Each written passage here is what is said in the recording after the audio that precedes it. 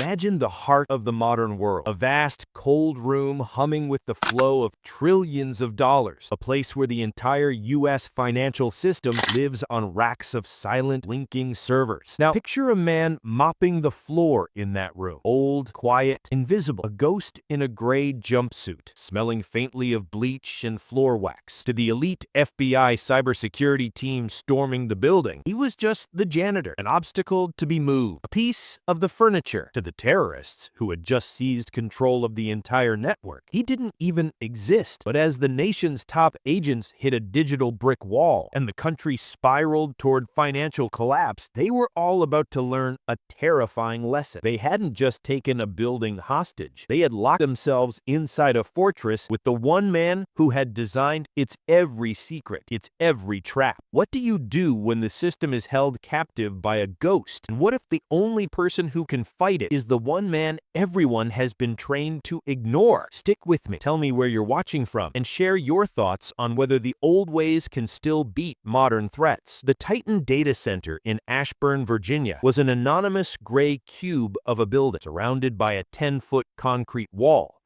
But inside, it was the circulatory system of America. 90% of the nation's credit card swipes, stock trades, and wire transfers flowed through its servers. And on a cold Tuesday in October, it went dark. My name is Alistair. At least, that's the name on my Social Security card. I was on the night shift, pushing a mop through the chilled air of Server Hall C, when the lights flickered and died, replaced by the blood-red glow of the emergency backup system. The silence was the first thing that hit me. The constant, reassuring hum of the cooling fans gone, replaced by a dead, heavy quiet that felt like the end of the world. Then the screens lit up, not with data, but with a single, stark image, a blackbird with a red eye, the symbol of a notorious cyber-terrorist group known as Cerberus. A message scrolled beneath it: "Your system is ours. The market opens in 8 hours. You have until then to meet our demands, or we erase it all." Within 30 minutes, the place was a fortress, swarmed by black SUVs and federal agents in tactical gear. The man in charge was Special Agent Kincaid, the head of the FBI's cyber division. He was exactly what you'd expect. Sharp suit, jaw like a granite block, and eyes that saw people as either assets or obstacles. He strode into the command center they'd set up in the lobby, his team of young, brilliant agents trailing behind him like a pack of wolves. They didn't even look at me. I was just part of the background, leaning on my mop handle as they barked orders and unspooled miles of cable. They saw an old man with a thick, vaguely Eastern European accent and a janitor's uniform, and their brains filed me away under irrelevant. "Lockdown is total," a young agent with a tablet reported to Kincaid. "It's activated something called the Hades Protocol. It's a complete digital and physical quarantine. Nothing gets in or out. It's a ghost protocol, sir. We've never seen anything like it." Kincaid's jaw tightened. "Then find a way through. I want our best people on this now." I almost dropped my mop. The Hades Protocol. I hadn't heard those words in 30 years. Not since I'd scribbled them on a chalkboard in a windowless room deep beneath the Ural Mountains. It wasn't just a ghost protocol. It was my ghost. I shuffled forward, my worn work boots squeaking on the polished floor. "Excuse me, sir," I said, my English still clumsy after all these years. "This protocol, it does not use a normal code. It is a puzzle, a logic gate based on prime numbers." Kincaid turned his head slowly, his eyes taking in my stained jumpsuit, my wrinkled face. He didn't see a former cryptographer for Soviet military intelligence. He saw a janitor. He gave a short, dismissive laugh. He said, "Thank you for your input," he said, his voice dripping with condescension. "Why don't you go make sure the coffee is fresh? The adults are working." His team snickered. I just nodded, shuffled back to my utility closet, and closed the door. The smell of ammonia and old rags was a comfort. From my pocket, I pulled a small, worn leather pouch. Inside were 3 small, oddly shaped metal discs. Not keys, not tools, memories. The escalation began as the first hour bled into the second. Kincaid's team, the best cyber sleuths in the country, were completely stonewalled. The Hades Protocol wasn't just a firewall. It was an actively hostile defense system. Every attempt they made to breach it was met with a counterattack. They tried a brute force entry, and the system rerouted the entire building's power grid, blowing out 3 city blocks. They tried to find a back door, and the system wiped the hard drive of the agent leading the charge. They were fighting a ghost, and the ghost was smarter than them. "It's learning," one of the agents said, her voice a mix of terror and awe. "It's like the architect is in there with them." Through the one-way glass of the command center, I watched them grow more desperate. They were trying to break into a house using a battering ram, not realizing the door wasn't locked. It was just a puzzle, a very specific, very cruel puzzle I had designed for a very different world. My granddaughter, Anya, was a junior programmer on Kincaid's team. A brilliant girl, sharp and intuitive. She was the reason I took this job, just to be near her, to watch her succeed in this new country that had given us a second chance. I saw her now, her face pale, staring at a screen of cascading alien code. She was the only one who seemed to realize they were looking at the problem all wrong. "This isn't just code," she said to Kincaid, her voice shaking slightly. "This is philosophical. It's based on Cold War game theory. The only way to win is not to play." Kincaid slammed his hand on the table. "I don't have time for philosophy, Anya. I have the entire U.S. economy on a countdown to oblivion. Find me a way in or find a new job." That's when I knew I couldn't wait any longer. I walked out of my closet and approached Anya. I said, "The cooling tunnels. Underneath Server Hall C, there is a maintenance conduit. It is not on the digital schematics." Anya stared at me, her eyes wide with confusion. "Grandfather, what are you talking about? The blueprints they are using are the new ones. The real ones are on paper, in a safe in the old records room." Before she could answer, Kincaid spotted me. "You again?" he barked. "I thought I told you to stay out of the way. Get him out of here." 2 agents grabbed my arms, their grips like iron. As they were pulling me away, I looked at Anya and said one more thing in Russian, a phrase my wife used to say, a code between us. "The crow flies at midnight, but the owl sees in the dark." Anya's eyes widened. It was the password to my old research files she'd helped me digitize years ago. A history I had never explained. A ghost she was about to meet. Being handled by the FBI agents was like being moved by machines. Their hands were firm but impersonal. They didn't see me as a person. They saw me as a problem that had been solved by putting me back in my closet. They didn't know that my real work, the work I hadn't done in 3 decades, was just beginning. From the closet, I had a small vent that overlooked the command center. I watched as my granddaughter, Anya, sat frozen for a moment, my coded Russian words echoing in her mind. Then, with a new, frantic energy, she turned to her laptop. Her fingers flew across the keyboard, not attacking the Hades protocol, but digging into the building's own internal archives. She was looking for the old records room, a place that didn't exist on any modern map of the facility. The pressure in the command center was getting unbearable. The New York Stock Exchange was set to open in less than 5 hours. If the system wasn't back online, the panic would trigger a global financial meltdown. Kincaid was pacing like a caged tiger, his face lit by the red glow of the emergency lights. "Where are we?" he snapped at a young agent. "Nowhere, sir,"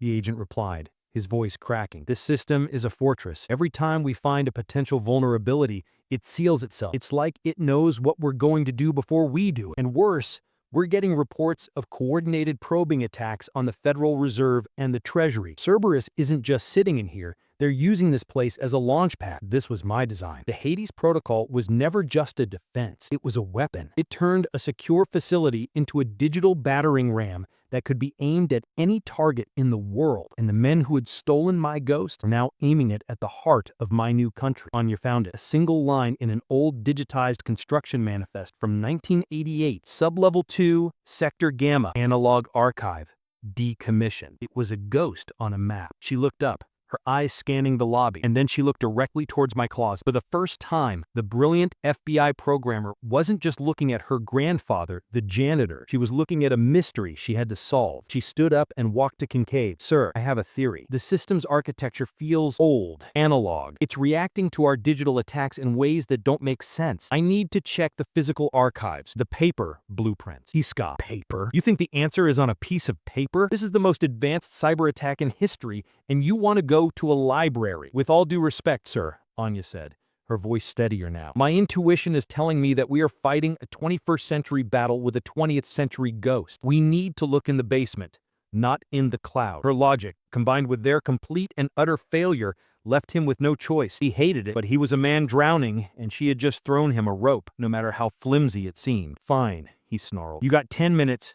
Find your paper. As Anya left, 2 agents came to my closet. We're moving you to a secure holding area, one of them said gruffly. They thought I was a security risk, a civilian who knew too much. The irony was a bitter taste in my mouth. They were locking up the one man who had the key. They led me down a hallway, away from the command center, away from the action. As we passed a darkened corridor, I stumbled, my old legs giving out. It was a simple trick, but effective. As the agents bent to help me up, I palmed a small discarded ID card from a desk we'd passed. It wouldn't get me through any electronic doors, but it was all I needed. They put me in an empty office and locked the door. For the next hour, I was alone with the hum of the emergency lights and the ghosts of my past. I thought of the Cold War, of the long nights spent in secret bunkers designing systems like this one, convinced we were building walls to protect our world. But all we were really building were cages. Now my own cage was being used to hold the world hostage. Down in the dusty, forgotten records room, Anya found the safe. It was an old, mechanical beast, a relic from a bygone era. She ran her hand over the cold steel, her mind racing. It had no keypad,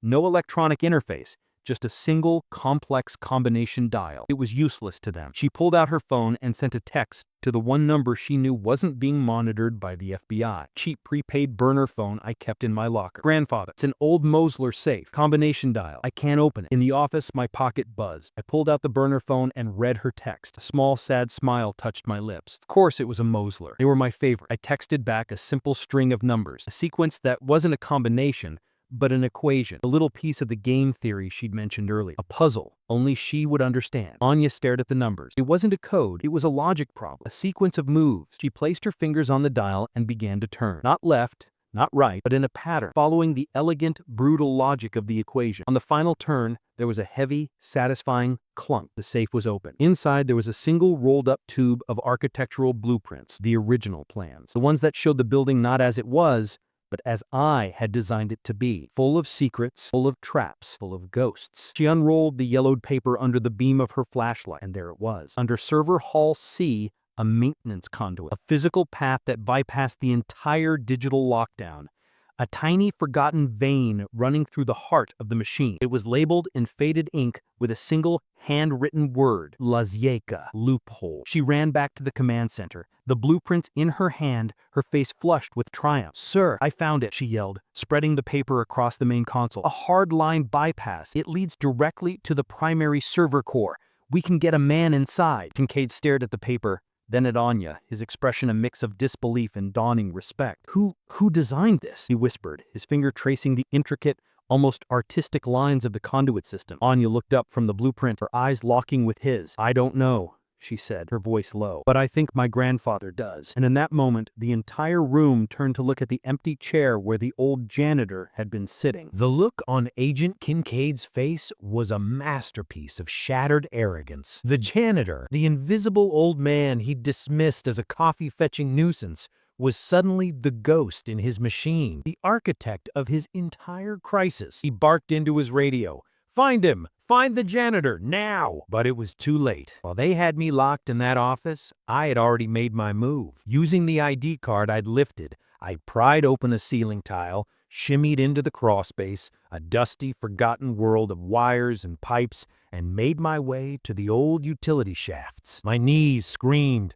My back felt like a bag of broken glass, but my mind was clear for the first time in years.